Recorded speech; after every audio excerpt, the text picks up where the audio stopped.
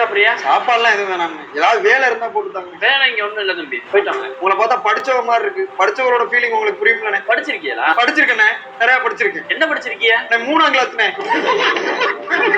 எல்லா வேலையுமே நல்லா பாப்பனே. எல்லா வேலையும் தெரியுமா? பாப்பனே. என்ன வேலை தெரியும்?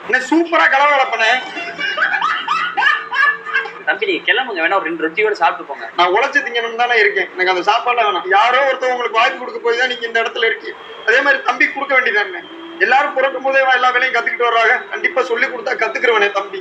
எப்படி பேசிக்கிட்ட? தானே உண்மை. ரைஸும் புரோட்டாவும் கலந்து போடணும். கண்டிப்பானே, விசுவாசமா இருப்பேன் உங்களுக்கு. இப்ப நம்ம ஃப்ரைட் ரைஸுக்கு சிக்கன் போடுவோம்ல, ஆமாண்ணே. அந்த சிக்கன் எப்படி வெட்டுறதுன்னு பார்ப்போம். சரிண்ணே, நீங்க இப்ப ரைஸ் போடுங்க. போங்க, இப்படி இப்படி கட் பண்ணிக்கோங்க. ஓகே, இந்த சின்ன சின்ன சைஸா கட் பண்ணுங்க. சரி, சரியா? ஓகே, கட் பண்ணிட்டு கூப்பிடுங்க. முடிச்சிட்ட முதலாளி. அதுக்குள்ள முடிச்சிட்டா தம்பி? முடிச்சிட்டேன், எல்லாத்தையுமே முடிச்சிட்ட முதலாளி. பரவாயில்லடா, நல்லா வெட்டிருக்கேடா. இப்படிதான் இருக்கணும் பீஸ். ரைஸ் போட சொல்லி தரேன். சரி. இந்த லெஃப்ட் கையில இதை பிடிக்கணும், ரைட் கையில கரண்டி எடுத்துக்கணும்.